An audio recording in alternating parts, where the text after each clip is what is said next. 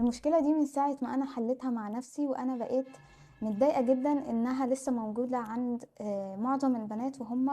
هي مشكلة كبيرة جدًا في حياتهم، بتأثّر عليهم في نفسيتهم، في علاقتهم مع الناس اللي حواليهم، في علاقتهم مع صاحباتهم، علاقتهم مع أهلهم، الrelationships اللي بيدخلوا فيها، بتخسّي زيادة، بتتخني زيادة، شكلِك مش أحسن حاجة، أنتِ عايزة تعملي glow up بس مش بالطريقة مناسباكِ أنتِ، فشلِك الدراسي، فشلِك في الشغل، كل الحاجات دي حرفيًا السوشيال ميديا والموبايل بيأثّر عليها. طول ما أنتِ من أول ما بتصحي لحد ما بتنامي أنتِ بتعملي scrolling وبتلاقي في الtime الactivity بتاع الموبايل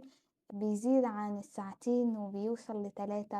إن لأ، أنتِ بدل ما أنتِ بتروحي وبتيجي وبتتفاعلي مع الناس اللي حواليكِ وعندِك أولويات وعندِك طموح وعندِك أهداف، لأ، غالبية الوقت هو الموبايل، وإحنا نسينا إن الموبايل هو مجرد شيء ترفيهي دخل لحياتنا عشان وقت ما إحنا نبقى فاضيين، وقت ما يكون عندنا وقت ما إحنا نبقى عايزين حاجة سريعة، وقتها إحنا بنستخدم الموبايل، مش طول الوقت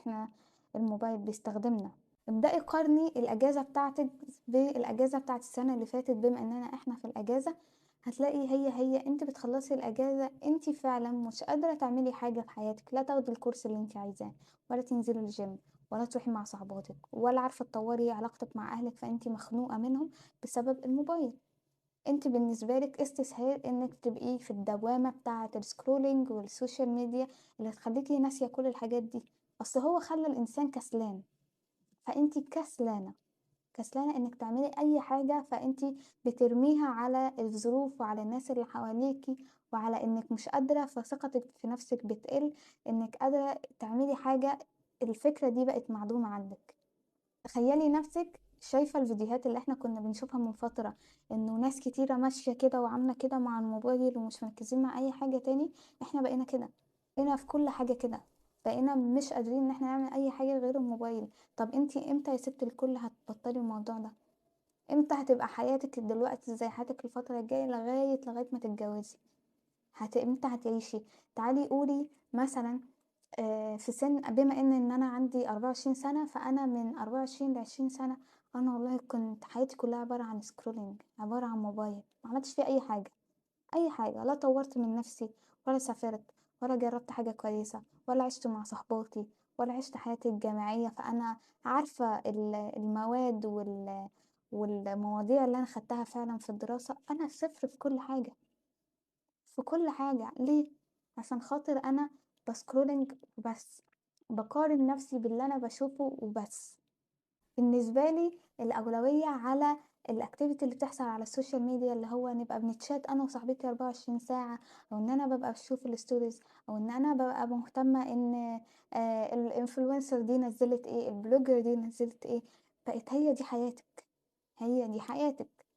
تصحي من الصبح مساء الخير، صباح الخير، أنا بابدأ أتفرّج على الناس دي وشكرًا. طَب أنتِ فين حياتِك يا بنتي؟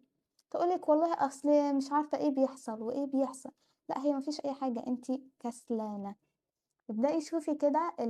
المسلسلات القديمة هتلاقيهم ليهم كده طريقة في التواصل ما بينهم وما بين بعض، هي بقت معدومة حرفيًا دلوقتي. ليه؟ حتى علاقتي مع صحابي أنا بقيت بابقى حاطاها في zone كده، حاجات لو ما حصلتش على السوشيال ميديا فدي مش صاحبتي. أول ما هتبدئي تحلي المشكلة دي هتلاقي إن صاحبتِك هي صاحبتِك في إيه، في المواقف، لكن إحنا بقينا نقول والله صاحبتي دي أصلها ما عملتليش like على الstory، أصل أنا لمّا بدأت الbusiness بتاعي هي ما عملتليش share على الaccount بتاعي. لأ، صاحباتي لمّا بيبقوا محتاجينّي هُم عارفين إن أنا مش طول الوقت إن أنا بارُد على رسايلهم، الناس بتبدأ تحترمِك وبتrespect مبادئِك في الموضوع ديّة، وبتبقى قيمتِك عندهم أعلى عشان خاطر أنتِ عاملة حدود للسوشيال ميديا، أنتِ مش مهتمة، أنتِ عندِك مساحة كبيرة هنا تقدري تستخدميها بمجرد ما أنتِ ضبطتِ السيستم بتاع السوشيال ميديا بتاعِك، ما بقيتيش تافهة، ما بقيتيش فاضية، ما بقيتش دماغِك مشحونة بحاجات كتيرة ما لهاش لازمة، أصل كل حاجة ما لهاش لازمة على السوشيال ميديا، كل يوم بتلاقي أحداث تافهة جدًا بتحصل على السوشيال ميديا، وأنتِ قاعدة تراقبي مين طلّق ومين بيلقّح على مين، عاملين زي القعدة بتاعة المصاطب، الناس الستات الكبيرة اللي بيقعدوا على المصاطب، هي بالضبط، بس الفرق إن إحنا بنعملها على السوشيال ميديا لو أنتِ مش واخدة بالِك.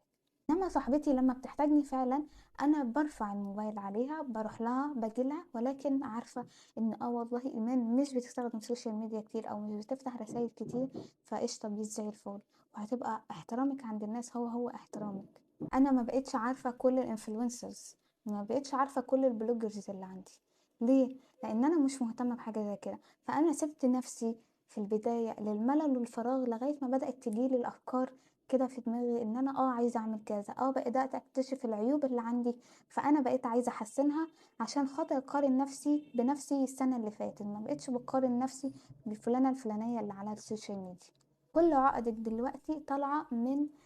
وجودِك على السوشيال ميديا، كل ما أنتِ قاعدة على الموبايل بكميات كبيرة جدًا، كل ما أنتِ هيبقى عندِك مشاكل نفسية كبيرة جدًا، عدم سعادة، عدم قبولِك لذاتِك، عدم الرضا لحياتِك، علاقاتِك بتقارنيها على السوشيال ميديا، فأنتِ مش راضية عن العلاقة أو بتسمعي نصايح كتيرة من ناس كتيرة، أنتِ ما عندكيش مبدأ في علاقتِك، فبالتالي أنتِ عمّالة تسمعي لدي وبتسمعي لدي وبتسمعي لدي، وناس أصلًا ممكن يكونوا مش متخصصين في الحاجة دي، فأنتِ مشتتة لغاية ما علاقتِك بالشخص اللي معاكِ بتبوظ، علاقتِك بأهلِك بتبوظ، لإنِّك أنتِ شايفة حاجات أهلِك مش مقدماها لِك، اشمعنى الناس دول عندهم، فأنتِ طول الوقت بتقفقفي وما عندكيش خُلق لأهلِك، حاسة إن أهلِك ناس قديمة، حاسة إن هُم رجعيين، ليه؟ عشان خاطر السوشيال ميديا. أنا والله باتخن كتير جدًا، ليه؟ عشان خاطر السوشيال ميديا، أنا باكل سكريات وباكل حاجات وماتشا ومش عارفة الاختراع الجديد في الأكل عند ماركة كذا أو كذا، أنتِ مش مهتمة بصحتِك، فبالتالي أنتِ ما بتروحيش الgym لإنِّك أنتِ كسلانة مش قادرة، لإن السوشيال ميديا والموبايل ما بيعمل شيء إلا الكسل، وبيخلّيكِ أنتِ مش عايزة تعملي أي حاجة غير كده، وتبدئي ترمي كل اللوم على الظروف والناس اللي حواليكِ.